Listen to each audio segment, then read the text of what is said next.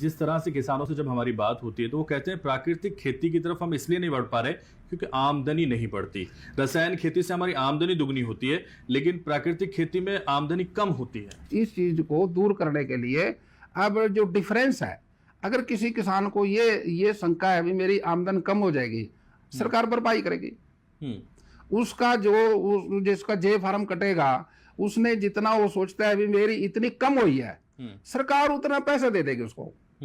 तो ये बड़ी बात है कि सरकार अब उनको पैसा देगी। हाँ। जिनको ये महसूस हो रहा है हमारे हाँ। किसानों को कि प्राकृतिक खेती से आमदनी कम हो जाएगी, ये बड़ी घोषणा है। उसकी सरकार ने कमेटी बना दी भाई, उसके लिए ये किसान को दिल में ये ना रहे।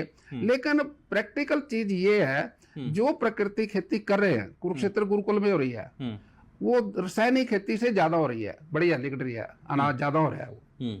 और वो प्रकृति खेती का सिस्टम जो है ज्यादा डेवलप हो गया है इससे। रासायनिक खेती से खेत करड़ा होता है, प्रकृति खेती से खेत की क्षमता बढ़ती है, पानी पीने की बढ़ जाती है, पैदावार की बढ़ जाती है, 1-2 साल के अंदर वो उससे भी ज्यादा हो जाती है। लेकिन हम हर किसान के लिए हमने अब सरकार की तरफ से कमेटी बनाई है, किसी किसान को ये भ्रम नहीं रहना चाहिए भाई मेरी आमदन कम हो जाएगी, उसकी जिम्मेदार सरकार बनेगी।